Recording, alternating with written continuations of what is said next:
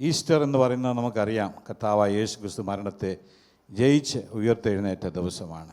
വാസ്തവത്തിൽ കർത്താവ് മരണത്തെ ജയിച്ചു, പാതാള ഗോപുരങ്ങളെ തകർത്തെറിഞ്ഞു, അന്ധകാര ശക്തികളെ, ഈ ഭൂമിയിൽ വ്യാപിച്ചിരിക്കുന്ന ഇരുട്ടിൻ്റെ അധിപതിയെ തോൽപ്പിച്ച് രാജാധിരാജാവായി ഉയർത്തെഴുന്നേറ്റു എന്ന് നമുക്കറിയാം.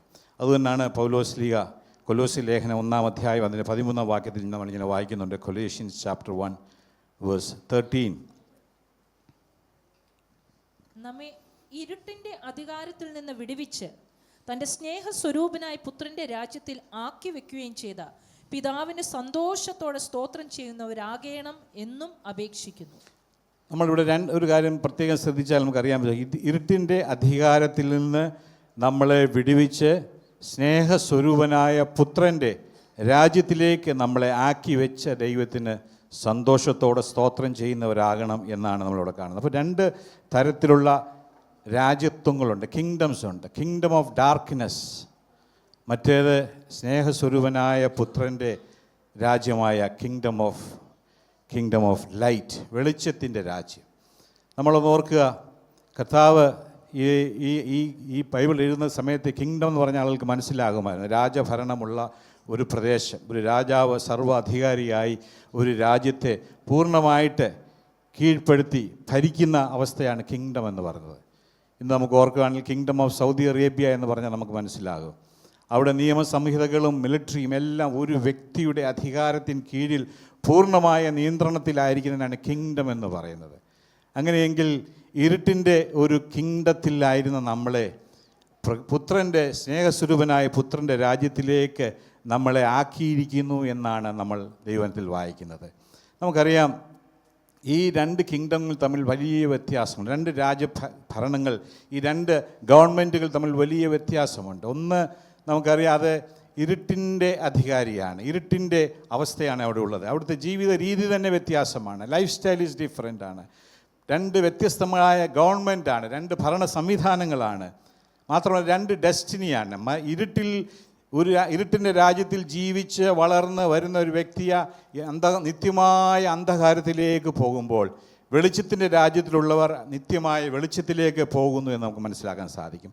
2 സ്പിരിറ്റാണ് ബൈബിൾ പറഞ്ഞുകൊണ്ട്. ഒന്ന് സ്പിരിറ്റ് ഓഫ് ഡാർക്ക്നെസ്, ഇരുട്ടിൻ്റെ ആത്മാവ്.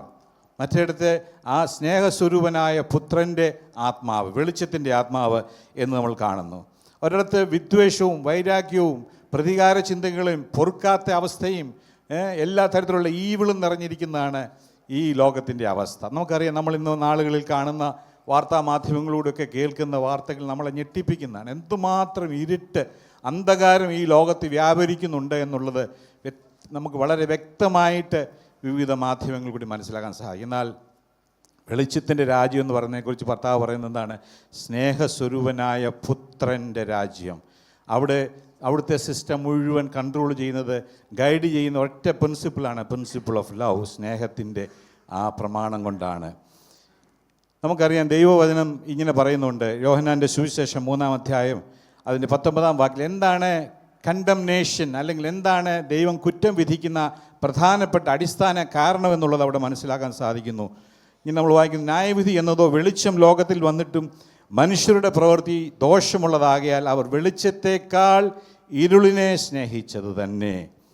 കണ്ടംനേഷൻ, അല്ലെങ്കിൽ ഒരു ലോകത്തിൽ ഒരു വ്യക്തിയെ ദൈവം ന്യായം വിധിക്കുമ്പോൾ നോക്കുന്ന പ്രധാന കാരണം, വെളിച്ചത്തെ അറിഞ്ഞിട്ടും വെളിച്ചം ആയ കർത്താവ് ഈ ഭൂമിയിലേക്ക് വന്നിട്ടും ആ വെളിച്ചത്തെ സ്നേഹിക്കാതെ പകരമായി ഇരുട്ടിനെ സ്നേഹിക്കുന്ന അവസ്ഥയാണ് ന്യായവിധി എന്ന് പറയുന്നത്. കുഞ്ഞുണ്ണി മാഷ് എന്ന് പറഞ്ഞൊരു കവിതയെക്കുറിച്ച് അദ്ദേഹം ഇങ്ങനൊരു കവിത എഴുതിയിട്ടുണ്ട്. വെളിച്ചം ദുഃഖമാണ് ഉണ്ണി, തമസല്ലോ അല്ലെങ്കിൽ ഇരുട്ടല്ലോ സുഖപ്രദം. ഇന്ന് അനേകർക്കും ഇരുട്ടാണ് അവർക്ക് സന്തോഷം. വെളിച്ചത്തിലേക്ക് വരുവാൻ, വെളിച്ചമായവനെ കാണുന്നതിനേക്കാൾ കൂടുതൽ ഈ ലോകത്തിൻ്റെ ഇരുട്ടിൽ, അന്ധകാരത്തിൽ തങ്ങളുടെ ജീവിതം ചെയ്യുന്നതിനാണ് അവർ താല്പര്യപ്പെടുന്നത്. നമ്മൾ പുരയിടത്തിലൊക്കെയുള്ള നമ്മൾ കല്ലുകളോ അല്ലെങ്കിൽ ചുടുകട്ടയൊക്കെ നമ്മൾ വല്ലപ്പോഴും ഒന്ന് ഇളക്കി നോക്കാമെങ്കിൽ അതിൻ്റെ അടിയിലൊക്കെ ചില ജീവികൾ ഇങ്ങനെ നടക്കുന്ന കാണാം. അവർക്ക് പെട്ടെന്ന് വെളിച്ചം കിട്ടുമ്പോൾ അവർക്ക് വലിയ സന്തോഷമൊന്നുമല്ല. അവരെന്ത് ചെയ്യുന്നത്? ഓടി അടുത്ത ഇരുട്ട് എവിടെ ഉണ്ടോ നോക്കി അങ്ങോട്ട് ഓടി പോകുന്നതാണ് കാണുന്നത്. ഇത് തന്നെയാണ് ലോക മനുഷ്യൻ്റെ അവസ്ഥയും. വെളിച്ചത്തെ അറിയുമ്പോൾ, വെളിച്ചം കാണുമ്പോൾ അവർ അസ്വസ്ഥരാകുകയാണ്. തങ്ങൾക്ക് ഇരുട്ടിൽ പ്രിയപ്പെടുന്നവരെയായിട്ടാണ് നമുക്ക് കാണാൻ കൊണ്ട് സാധിക്കുന്നത്. ദൈവവചനത്തിൻ്റെ അടിസ്ഥാനത്തിൽ നമുക്ക് വേണമെങ്കിൽ 2 വിഭാഗങ്ങളായിട്ട് ഈ ലോക സമൂഹത്തെ നമുക്ക് തിരിക്കാൻ കഴിയും. ഒന്ന്, ഇരുട്ടിനെ സ്നേഹിച്ച് ഇരുട്ടിൽ ജീവിക്കാൻ ആഗ്രഹിക്കുന്നവർ. മറ്റൊന്ന്, വെളിച്ചത്തെ സ്നേഹിച്ച് വെളിച്ചത്തിൻ്റെ മക്കളായി തീരുവാൻ ആഗ്രഹിക്കുന്നവർക്കാണ്. ആരാണ് ഇരുട്ടിനെ സ്നേഹിക്കുന്നത്? നമുക്ക് യോഹന്നാൻ്റെ സുവിശേഷം 3-ാം അധ്യായം 20-ാം വാക്യം ഒന്ന് വായിക്കാം.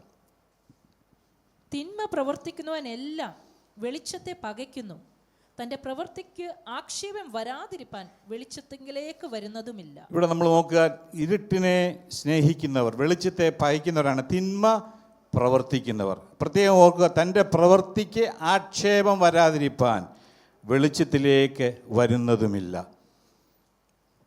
വെളിച്ചത്തിലേക്ക് വന്നാൽ അവർക്ക് തങ്ങളുടെ ചെയ്ത പ്രവൃത്തികൾക്ക് ആക്ഷേപം സംഭവിക്കും. ഇംഗ്ലീഷിൽ ഇങ്ങനെയാണ് നമ്മൾ വായിക്കുന്നത്, everyone who does evil hates light and will not come into the light for fear that their deeds will be exposed.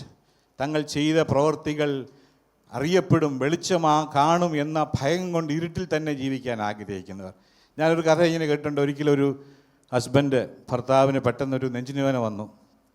അദ്ദേഹം വളരെ വേദനപ്പെട്ട് താൻ ഭയപ്പെട്ടു പോയി. തട്ടിപ്പോകുന്നൊരു പേടി തൻ്റെ ഉള്ളിൽ വന്നു. ഭാര്യയോട് പറഞ്ഞു, ഇടി നീ ആ ടാക്സിക്കാരനെ ഒന്ന് വിളിച്ച് നമുക്ക് ഹോസ്പിറ്റൽ വരെ ഒന്ന് പോകാമെന്ന് പറഞ്ഞു. അപ്പം പുള്ളിക്കാരത്തിയുടെ ഫോൺ നോക്കിയപ്പോൾ ടാക്സിക്കാരൻ്റെ നമ്പർ കാണുന്നില്ല. പറഞ്ഞു, എൻ്റെ നമ്പറില്ല, നിങ്ങളുടെ ഫോണിങ് തന്നെ, ഞാൻ നമ്പർ എടുത്തൊന്ന് വിളിക്കാമെന്ന് പറഞ്ഞു. അപ്പം പുള്ളിയുടെ മനസ്സിൽ കൂടെ 100 ചിന്തകളുണ്ട്. എൻ്റെ ഫോൺ കൊടുക്കുകയാണെങ്കിൽ എൻ്റെ പാസ്വേഡ് കൊടുക്കണം, അതിനുശേഷം ഉണ്ടാകുന്ന പുകിലുകളും പ്രശ്നങ്ങളും ഒക്കെ ഓർത്തപ്പോൾ അദ്ദേഹം പറഞ്ഞു, എനിക്ക് ഇപ്പോൾ വളരെ ആശ്വാസമുണ്ട്, ഗ്യാസ് വല്ലതും ആയിരിക്കും എന്ന് പറഞ്ഞ് സ്വയം ആശ്വസിച്ചു. എന്ന് ഞാൻ പറഞ്ഞതിൻ്റെ സാരം ഇതാണ്, ഇരുട്ടിൻ്റെ അനുഭവത്തെ താല്പര്യപ്പെടുക, എക്സ്പോസ് ചെയ്യുവാൻ താല്പര്യമില്ലാത്ത അവസ്ഥ. ബൈബിൾ അങ്ങനെയുള്ളവരെ വിളിക്കുന്നൊരു പേരുണ്ട്, നാച്ചുറൽ മാൻ, പ്രാകൃത മനുഷ്യൻ എന്ന് പറഞ്ഞാൽ ഇരുട്ടിനെ സ്നേഹിക്കുകയും ഇരുട്ടിൽ ജീവിക്കാൻ ആഗ്രഹിക്കുകയും ഇരുട്ടിനെ തങ്ങളുടെ വലിയ ആഗ്രഹമാക്കി തീർക്കുകയും ചെയ്യുന്നവരെയാണ് പ്രാകൃത മനുഷ്യൻ എന്ന് കാണുന്നത്. അതൊരു നാച്ചുറലായിട്ട് ഉണ്ടാകുന്നതാണ് പാപം ചെയ്യുക എന്നുള്ള ഒരു ചിന്ത. നമ്മുടെ കുഞ്ഞുങ്ങളെ തന്നെ ആലോചിച്ച് നോക്കി, നമ്മൾ അവരെ ആരെങ്കിലും സ്വാർത്ഥതയോ സെൽഫിഷ്നെസ്സോ അല്ലെങ്കിൽ പാപത്തിൻ്റെ പ്രവൃത്തികളൊന്നും അവരെ പഠിപ്പിക്കേണ്ട. അവർ നാച്ചുറലായിട്ട് അതെല്ലാം പഠിച്ചോളും. പക്ഷേ അവരെ സത്യത്തിൻ്റെയും നീതിയുടെയും ധർമ്മത്തിൻ്റെയും മാർഗത്തിലേക്ക് കൊണ്ടുവരണമെങ്കിൽ നമുക്ക് വലിയൊരു സ്ട്രെയിനാണ്. നമ്മളതിനുവേണ്ടി വളരെ അധ്വാനിച്ചെങ്കിൽ മാത്രമേ. കാര്യം പാപപ്രകൃതം നമ്മളിൽ ഉള്ളതുകൊണ്ട് നമ്മൾ പാപികളായി തീർന്നു, പാപം ചെയ്യുന്നു. പാപം ചെയ്യുന്നത് കൊണ്ടല്ല നമ്മൾ പാപികളാകുന്നത്, നമ്മളുടെ പ്രകൃതം അത് തന്നെയാണ് എന്നുള്ളത് നമ്മൾ മനസ്സിലാക്കണം. എല്ലാ തരത്തിലുള്ള ഈവിൾ നമ്മുടെ സമൂഹത്തിൽ നടക്കുന്നതിൻ്റെ എല്ലാം പിന്നിലൊന്ന് ആലോചിച്ച് നോക്കും. ഇതിൻ്റെ പിന്നിൽ വ്യാപരിക്കുന്ന അന്ധകാരത്തിൻ്റെ ശക്തി അത് ജീവിതങ്ങളെ, കുടുംബങ്ങളെ, സമൂഹത്തെ നശിപ്പിക്കുവാൻ തക്കവണ്ണം അത് പ്രവർത്തിക്കുന്നു. അതിൻ്റെ കാര്യം മനുഷ്യൻ്റെ ഉള്ളിലുള്ള ആ ഇരുട്ടാണ് എന്നുള്ള കാര്യം നമ്മൾ മനസ്സിലാക്കണം. അനേകരും ഇന്ന് ഈ സത്യം വെളിച്ചം എന്തെന്നറിയാത്തവർ ഒരുപാട് നമ്മുടെ സമൂഹത്തിലുണ്ട്. പ്രത്യേകിച്ച് നമ്മൾ നോർത്ത് ഇന്ത്യൻ സംസ്ഥാനങ്ങളിലൊക്കെ പോവുകയാണെങ്കിൽ നമുക്ക് വളരെ വിഷമം തോന്നും. യേശു കർത്താവെന്നോ ഈസ്റ്ററെന്നോ ഗുഡ് ഫ്രൈഡേ എന്നോ ഒന്നും കേട്ടാലോ അതൊന്നും മനസ്സിലാക്കാൻ കഴിയാത്ത ഒരുപാട് ജനങ്ങൾ അവിടെയുള്ള സമൂഹത്തിലുണ്ട്. അങ്ങനെയുള്ളവരെക്കുറിച്ചുള്ള ഒരു ബേർഡനും ദൈവസഭയ്ക്കുണ്ടായെങ്കിൽ മാത്രമേ നമുക്ക് കർത്താവിൻ്റെ വേല നന്നായി ചെയ്യുവാൻ കൊണ്ട് സാധിക്കുകയുള്ളൂ. എന്നാൽ പ്രാകൃത മനുഷ്യൻ എന്ന് കഴിഞ്ഞതുപോലെ തന്നെ ജഡിക മനുഷ്യൻ, കാർണൽ മാൻ എന്ന് പറയുന്ന ദൈവം പറയുന്നുണ്ട്. അത് വെളിച്ചം എന്താണെന്ന് മനസ്സിലാക്കിയിട്ടും വെളിച്ചത്തെ അറിഞ്ഞിട്ടും അതിൻ്റെ സത്യങ്ങളെ മനസ്സിലാക്കിയിട്ടും ഇരുട്ടിനോട് താല്പര്യം, ഇരുട്ടിൻ്റെ പ്രവൃത്തികളെ ആഗ്രഹിക്കുന്ന വ്യക്തികളെ ബൈബിൾ വിളിക്കുന്നവരാണ് ജഡിക മനുഷ്യൻ എന്ന് പറയുന്നത്. അവർക്ക് വെളിച്ചം അറിയാഞ്ഞിട്ടല്ല, വെളിച്ചത്തെ അറിഞ്ഞു, വെളിച്ചത്തെ അവർ സ്വീകരിക്കുന്നു. പക്ഷേ ഇരുട്ടിൻ്റെ പ്രവൃത്തികളെ, ഇരുട്ടിൻ്റെ ആ സന്തോഷത്തെ ആഗ്രഹിക്കുന്നവരെയാണ് ജഡിക മനുഷ്യൻ എന്ന് പറഞ്ഞത്.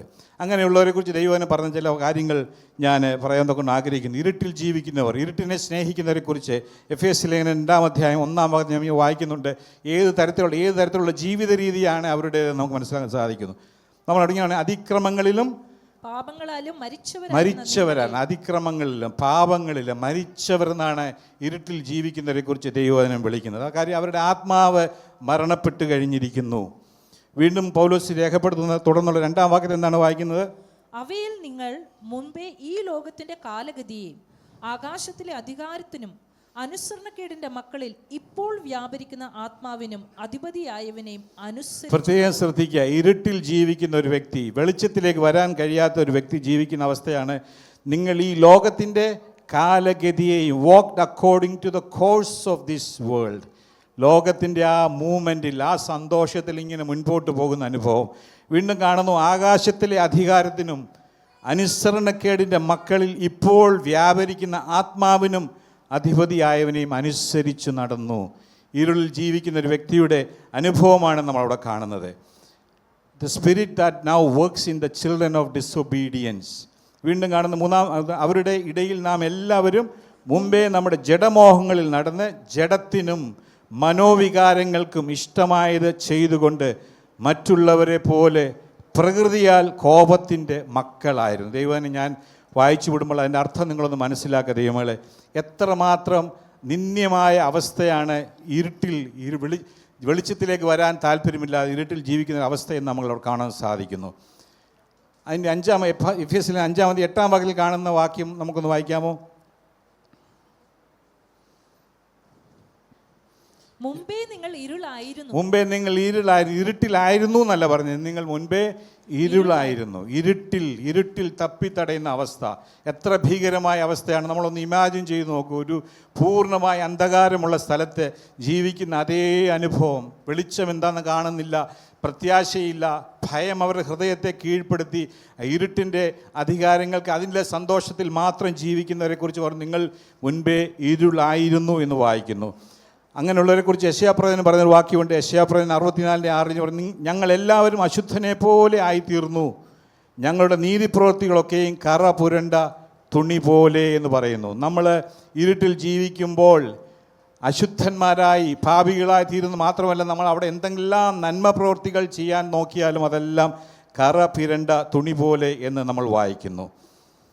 എഫേസ്യർ 2:12-13 വാക്യങ്ങൾ നമ്മൾ വായിക്കുമ്പോൾ, അക്കാലത്ത് നിങ്ങൾ ക്രിസ്തുവിനെ കൂടാതെയുള്ളവർ കാറ്റഗറൈസ് ചെയ്യുകയാണ്. ആരാണ് ഇരുട്ടിൽ ജീവിക്കുന്നവർ, വെളിച്ചത്തെ സ്നേഹിക്കാതെ? നിങ്ങൾ ക്രിസ്തുവിനെ കൂടാതെയുള്ളവർ, ഇസ്രായേൽ പൗരതയോട് സംബന്ധമില്ലാത്തവർ, വാഗ്ദത്തത്തിൻ്റെ നിയമങ്ങൾക്ക് അന്യർ, strangers or foreigners from the covenant of promise, പ്രത്യാശയില്ലാത്തവർ, ലോകത്തിൽ ദൈവമില്ലാത്തവർ ആയിരുന്നു എന്ന് ഓർത്തുകൊള്ളുവീൻ. എത്ര ഭീകരമായ അവസ്ഥയാണ് ഇരുട്ടിൽ ജീവിക്കുന്നതെന്ന് നമ്മൾ മനസ്സിലാക്കുക. കർത്താവ് അതിനെക്കുറിച്ച് പറഞ്ഞ യോഹന്നാൻ്റെ സുവിശേഷം 8-34 വാക്യത്തിൽ ഇങ്ങനെയാണ് വായിക്കുന്നത്. John chapter 8:34. അതിന് യേശു, ആമേൻ ആമേൻ ഞാൻ നിങ്ങളോട് പറയുന്നു, പാപം ചെയ്യുന്നവനെല്ലാം പാപത്തിന്റെ ദാസനാകും. പാപത്തിന്റെ ദാസൻ, സ്ലേവ് ടു സിൻ.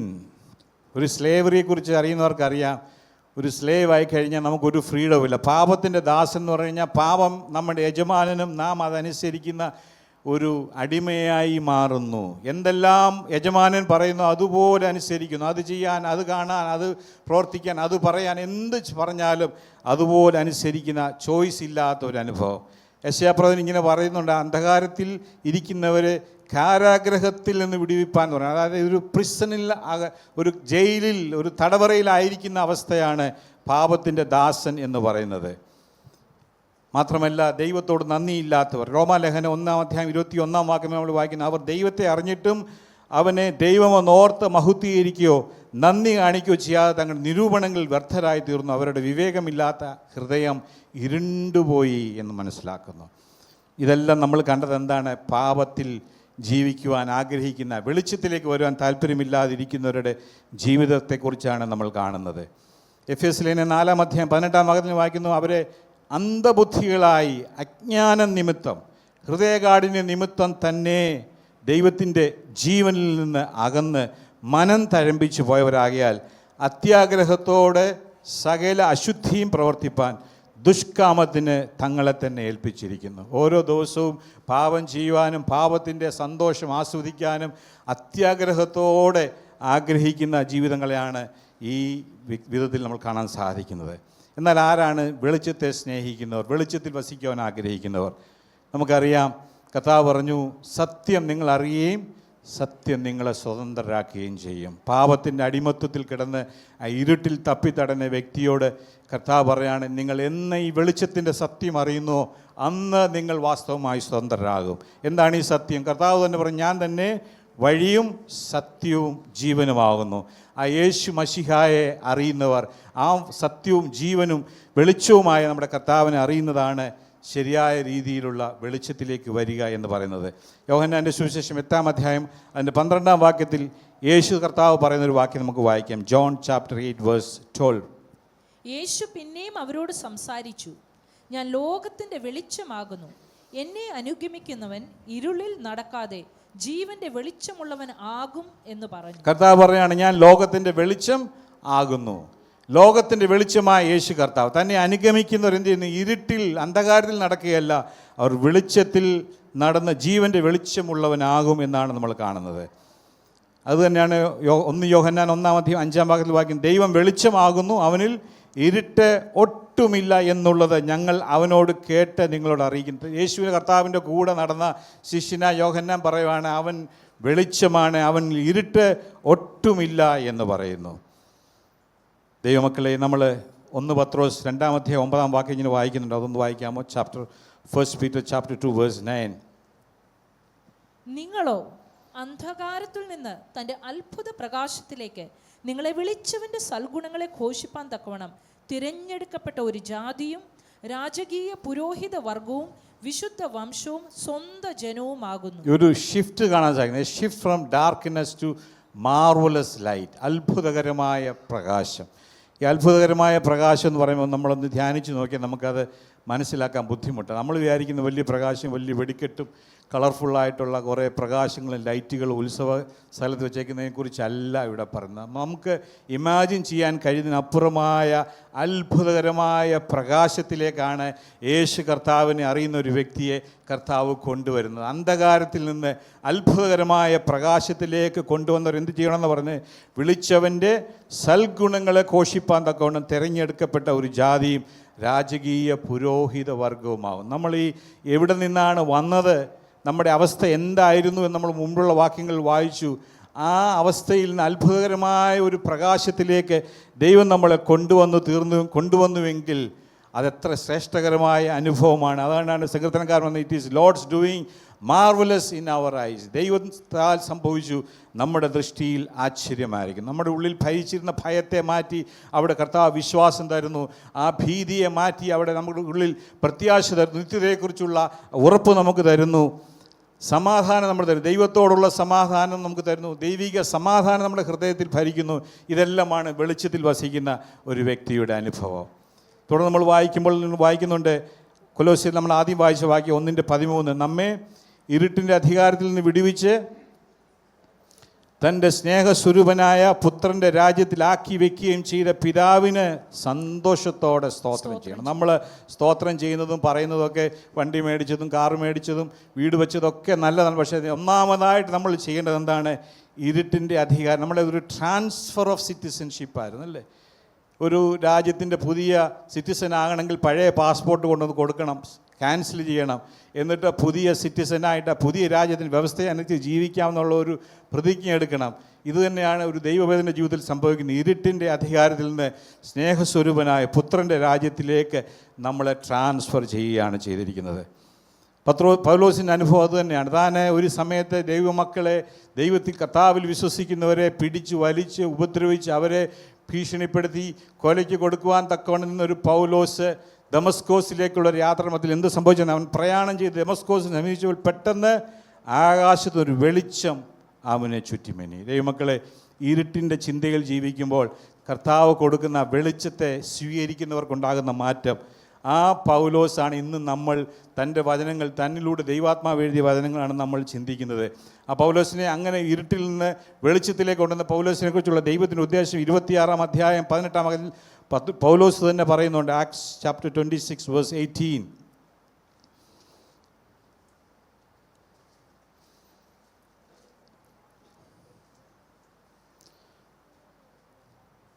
അവർക്ക് പാപമോചനവും എന്നിലുള്ള വിശ്വാസത്താൽ ശുദ്ധീകരിക്കപ്പെട്ടവരുടെ ഇടയിൽ അവകാശവും ലഭിക്കേണ്ടതിന് അവരുടെ കണ്ണു തുറപ്പാനും അവരെ ഇരുളിൽ നിന്ന് വെളിച്ചത്തിലേക്കും സാത്താൻ്റെ അധികാരത്തിൽ നിന്ന് ദൈവത്തിങ്കിലേക്കും തിരിപ്പാനും ഞാൻ ഇപ്പോൾ നിന്നെ അവരുടെ അടുക്കൽ അയക്കുന്നു എന്ന് കർത്താവ് ഒരു വലിയ ദൗത്യത്തോടു കൂടിയാണ് ഒരു വ്യക്തിയെ ഇരുട്ടിൽ നിന്ന് വെളിച്ചത്തിലേക്ക് കൊണ്ടുവന്നത്. ഞായറാഴ്ച സഭായോഗത്തിന് വന്നിട്ട് പോകാൻ മാത്രമല്ല, പൗലോസിനോട് പറയാണ്, അവർക്ക് പാപമോചനം എന്നിലുള്ള വിശ്വാസത്താൽ ശുദ്ധീകരിക്കപ്പെട്ടവരുടെ ഇടയിൽ അവകാശവും ലഭിക്കേണ്ടതിന് അവരുടെ കണ്ണ് തുറക്കുവാൻ, ഇരുളിൽ നിന്ന് വെളിച്ചത്തിലേക്കും സാത്താൻ്റെ അധികാരത്തിൽ നിന്ന് ദൈവത്തെങ്കിലേക്ക് തിരിപ്പാനും ഞാനിപ്പോൾ നിന്നെ അവരുടെ അടുക്കൽ അയക്കുന്നു. കർത്താവ് തന്നെ പറഞ്ഞിട്ടുണ്ട്, മത്തായി സുവിശേഷം 5-ാം അധ്യായം 14-ാം വാക്യം, നിങ്ങൾ ലോകത്തിൻ്റെ വെളിച്ചമാകുന്നു, മലമേലിരിക്കുന്ന പട്ടണം മറഞ്ഞിരിപ്പാൻ പാടില്ല. വിളക്ക് കത്തിച്ച് പറയുകയില്ല, തണ്ടിന്മേൽ അത്രേ വയ്ക്കുന്നത്, അപ്പോൾ അത് വീട്ടിലുള്ള എല്ലാവർക്കും പ്രകാശിക്കുന്നു. അങ്ങനെ തന്നെ മനുഷ്യർ നിങ്ങളുടെ നല്ല പ്രവൃത്തികളെ കണ്ട് സ്വർഗസ്ഥനായ നിങ്ങളുടെ പിതാവിനെ മഹത്വപ്പെടുത്താൻ നിങ്ങളുടെ വെളിച്ചം അവരുടെ മുമ്പിൽ പ്രകാശിക്കട്ടെ. ദൈവം നമ്മളെ വിളിച്ച് വേർതിരിച്ചത് ഇരുട്ടിൻ്റെ സന്തോഷം ആശ്ലേഷിച്ച് ജീവിക്കാനല്ല, കർത്താവിൻ്റെ സാക്ഷികളായി മറ്റുള്ളവർക്ക് വെളിച്ചം പകരുവാൻ, ഇരുട്ടിലിരിക്കുന്ന അനേകർക്ക് വെളിച്ചം കാണുവാൻ ദൈവം നമ്മളെക്കുറിച്ച് അറിയും. ഇവിടുന്ന് ഈ വിഴിഞ്ഞം എന്ന് പറഞ്ഞ സ്ഥലത്ത് വാങ്ങിക്കാണാൻ ലൈറ്റ് ഹൗസ് കാണാം. ലൈറ്റ് ഹൗസ് ഇരുട്ടിൽ അന്ധകാരത്തിൽ സഞ്ചരിക്കുന്ന അനേക ഷിപ്പുകൾക്ക്, കപ്പലുകൾക്ക്, ബോട്ടുകൾക്ക് ഒക്കെ വെളിച്ചം പകരുന്നത്. ഇതാണ് കര, ഇവിടേക്കാണ് വരേണ്ടതെന്നുള്ള ആ സിഗ്നൽ കൊടുക്കുന്ന ലൈറ്റ് ഹൗസ് പോലെ ഓരോ ദൈവവൈതലും ഓരോ വിശ്വാസിയും ഈ നാളുകളിൽ ജീവിക്കുവാൻ ദൈവം നമ്മളെക്കുറിച്ച് ആഗ്രഹിക്കുന്നു. അതുതന്നെയാണ് ഫിലിപ്പിയർ ലേഖനത്തിൽ പൗലോസ് പറയുന്നത്, വക്രതയും കോട്ടവുമുള്ള തലമുറയുടെ നടുവിൽ നിങ്ങൾ എങ്ങനെ ആയിരിക്കണം? നിങ്ങൾ ജീവൻ്റെ പ്രമാണം വചനം പ്രമാണിച്ചുകൊണ്ട് ലോകത്തിൽ ജ്യോതിസുകളെ പോലെ, നക്ഷത്രങ്ങളെ പോലെ ശോഭിക്കുവാൻ വിളിക്കപ്പെട്ടവരാണ് ഓരോ ദൈവവൈതലും എന്ന് നമ്മൾ ഓർക്കുക. യോഹന്നാൻ അപ്പോസ്തലൻ 1 യോഹന്നാൻ 1:7 ഇങ്ങനെ വായിക്കുന്നു. 1 യോഹന്നാൻ 1:7 ഒന്ന് വായിക്കാമോ? അവൻ വെളിച്ചത്തിൽ ഇരിക്കുന്നത് പോലെ നാം വെളിച്ചത്തിൽ നടക്കുന്നുവെങ്കിൽ നമുക്ക് തമ്മിൽ കൂട്ടായ്മയുണ്ട്. അവൻ്റെ പുത്രനായ യേശുവിൻ്റെ രക്തം സകല പാപവും പോക്കി നമ്മെ ശുദ്ധീകരിക്കും. വെളിച്ചത്തിൽ വസിക്കുന്ന ഒരു വ്യക്തി എങ്ങനെ? നമ്മൾ കർത്താവ് വെളിച്ചത്തിൽ ആയിരുന്നതുപോലെ നാമും വെളിച്ചത്തിൽ നടക്കുന്നുവെങ്കിൽ നമുക്ക് തമ്മിൽ കൂട്ടായ്മയുണ്ട്. അങ്ങനെയുള്ളവർക്കാണ് ഇംഗ്ലീഷിൽ വായിക്കുമ്പോഴാണ്, if we walk in light as our father is, then we have fellowship with him and the blood of Jesus will cleanse us from all of our sins. എന്ത് പാവവും ചെയ്ത് ഞാൻ ജീവിച്ചോളാം, ദൈവം ക്ഷമിച്ചോളൂ എന്ന് പറയുന്നവർക്കല്ല ക്ഷമയുള്ളത്.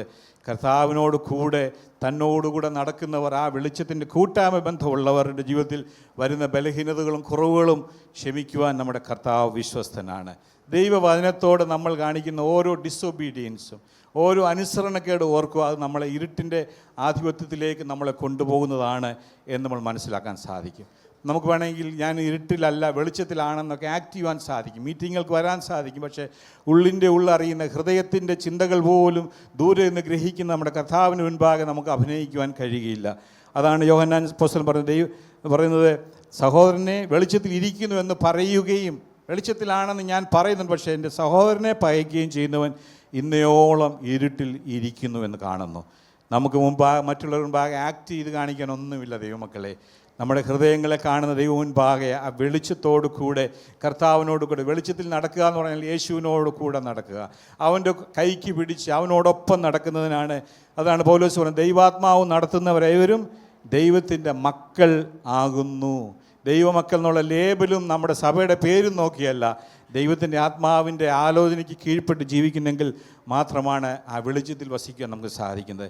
എന്താണ് നമ്മുടെ ഉത്തരവാദിത്വം? എഫെസ്യർ 5-ാം അധ്യായം 8-ാം വാക്യം വായിച്ചുകൊണ്ട് എൻ്റെ വാക്കുകൾ ഞാൻ വിരമിക്കാം. മുമ്പേ നിങ്ങൾ ഇരുളായിരുന്നു, ഇപ്പോഴോ കർത്താവിൻ്റെ വെളിച്ചമാകുന്നു. നമ്മളെ ദൈവം എന്തിനാണ് വെളിച്ചത്തിലേക്ക് കൊണ്ടുവന്നത്? ഒരിക്കൽ നിങ്ങൾ ഇരുളായിരുന്നാൽ ഇപ്പോൾ നിങ്ങൾ കർത്താവിൻ്റെ വെളിച്ചമാകുന്നു. എന്ത് ചെയ്യണം? കർത്താവിന് പ്രസാദമായത് എന്തെന്ന് പരിശോധിച്ചുകൊണ്ട് വെളിച്ചത്തിലുള്ളവരായി നടന്നുകൊള്ളുവീൻ. തുടർന്ന് വായിക്കുന്നു, സകല സൽഗുണവും നീതിയും സത്യവുമല്ലോ വെളിച്ചത്തിൻ്റെ ഫലം.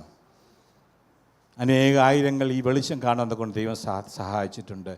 നമ്മൾ വായിക്കുന്നുണ്ട് മത്തായി സുവിശേഷം, ഇങ്ങനെ ഇരുട്ടിലിരിക്കുന്ന ജനം വലിയൊരു വെളിച്ചം കണ്ടു, മരണത്തിൻ്റെ ദേശത്തിൽ നിഴലിൽ ഇരിക്കുന്നവർക്ക് പ്രകാശം ഉദിച്ചു. ആ യേശു കർത്താവ് ഉയർത്തെഴുന്നേറ്റ ആ ചിന്ത നമ്മുടെ ഉള്ളിലുണ്ടെങ്കിൽ ദൈവമക്കളെ നമ്മൾ ഓർക്കുക, ആ കർത്താവിനോട് കൂടെ വെളിച്ചത്തിൽ നടക്കുവാൻ നമുക്ക് സാധിക്കണം. ആരെങ്കിലും എൻ്റെ ഈ സന്ദേശം കേൾക്കുന്നവർ യേശു കർത്താവാവുന്ന വെളിച്ചത്തെ അറിയാതെ അതിനെ സ്വീകരിക്കാതെ ജീവിക്കുന്നുണ്ടെങ്കിൽ ദൈവത്തിൻ്റെ ആത്മാവ് നിങ്ങളോട് വളരെ വ്യക്തമായി ഇന്ന് രാവിലെ ഓർമ്മിപ്പിക്കുന്നു, ഈ വെളിച്ചത്തിലേക്ക് വരിക. അത്ഭുതകരമായ പ്രകാശം, മാർവലസ് ലൈറ്റ് എന്നാണ് ദൈവം പറയുന്നത് അല്ലേ? അത്ഭുത പ്രകാശത്തിലേക്ക് വരുവാൻ ദൈവം നിങ്ങളെ ആഗ്രഹിക്കുന്നു. എന്നാൽ ഈ വെളിച്ചത്തിലാണെന്ന് ചിന്തിക്കുകയും എന്നാൽ പാപത്തിൻ്റെ പ്രവൃത്തികളെ, അതിൻ്റെ സന്തോഷത്തെ ആശ്ലേഷിക്കുകയും ചെയ്യുന്നവരുണ്ടെങ്കിൽ ദൈവത്തിൻ്റെ വചനം പറയുന്നു, ഈ അത്ഭുതകരമായ പ്രത്യാശയിലേക്ക്, ഈ വെളിച്ചത്തിലേക്ക് നമ്മളെ കൊണ്ടുവന്ന കർത്താവിനോട് ചേർന്ന് ആ കൂട്ടായ്മ ബന്ധം ആചരിച്ച് ജീവിപ്പാൻ ദൈവം നമ്മളെക്കുറിച്ച് ആഗ്രഹിക്കുന്നു. നമുക്കറിയാം, സ്നേഹസ്വരൂപനായ പുത്രൻ്റെ ആ സ്നേഹത്തിൻ്റെ രാജ്യത്തിലേക്ക് വരുവാൻ നമുക്ക് ഭാഗ്യം ലഭിച്ചുവെങ്കിൽ ആ വെളിച്ചത്തിൽ നടക്കുവാൻ, കർത്താവിനോട് കൂടെ കൂട്ടായ്മ അനുഭവിച്ച് ജീവിപ്പാൻ ദൈവം നമ്മളെക്കുറിച്ച് ആഗ്രഹിക്കും. യെശയ്യാപ്രവചനത്തിൽ ഇങ്ങനെ വായിക്കുന്നുണ്ട്, എഴുന്നേറ്റ് പ്രകാശിക്കുക, നിൻ്റെ പ്രകാശം വന്നിരിക്കുന്നു, യഹോവയുടെ തേജസ്സും നിൻ്റെ മേൽ ഉദിച്ചിരിക്കുന്നു, അന്ധകാരം ഭൂമിയെയും കൂരിട്ട് ജാതികളെയും മൂടുന്നു, നിൻ്റെ മേലോ യഹോവ ഉദിക്കും, അവൻ്റെ തേജസ്സും നിൻ്റെ മേൽ പ്രത്യക്ഷമാകും. ദൈവമക്കളെ, വെളിച്ചത്തിൻ്റെ സാക്ഷികളായി ജീവിപ്പാൻ ദൈവം നമ്മളെ ഓരോരുത്തരെയും ഇടയാക്കട്ടെ. ചെയ്യുന്ന ഓരോ തീരുമാനങ്ങളും ദൈവത്തിൻ്റെ വചനം പറഞ്ഞു, ദൈവത്തിൻ്റെ ആത്മാവ് നടത്തുന്നവരത്രേ ദൈവമക്കൾ. ദൈവത്തിൻ്റെ ആത്മാവിൻ്റെ ആലോചന കീഴ്പ്പെട്ട് ഈ ലോകത്തിൻ്റെ ആ താൽക്കാലിക സന്തോഷങ്ങളെക്കാൾ ഉപരിയായി കർത്താവിനോട് കൂടെ ആ വെളിച്ചത്തിൻ്റെ കൂട്ടായ്മ അനുഭവിച്ച് ജീവിപ്പാൻ ദൈവം നമ്മളെ ഓരോരുത്തരെയും അനുഗ്രഹിക്കട്ടെ എന്ന് പ്രാർത്ഥിച്ചുകൊണ്ട് എൻ്റെ വാക്കുകൾ വിരമിക്കും. ഇന്ന് കേട്ട ഈ സന്ദേശം തീർച്ചയായിട്ടും നിങ്ങൾക്ക് അനുഗ്രഹമായിരുന്നു ഞങ്ങൾ വിശ്വസിക്കുന്നു. ഒരുപക്ഷെ നിങ്ങൾ ഇതുവരെയും ഈ ചാനൽ സബ്സ്ക്രൈബ് ചെയ്തിട്ടില്ല എങ്കിൽ ദയവായി ഇപ്പം തന്നെ ഒന്ന് സബ്സ്ക്രൈബ് ചെയ്യുക. ഈ സന്ദേശം മറ്റു ചിലർ കൂടി ഒന്ന് ഫോർവേഡ് ചെയ്ത് കൊടുക്കുക. നിങ്ങൾക്കിത് അനുഗ്രഹമായിരുന്നെങ്കിൽ തീർച്ചയായിട്ടും അത് മറ്റുള്ളവർക്കും ഒരു അനുഗ്രഹമായി തീരുവാൻ അത് കാരണമായി തീരും. God bless you.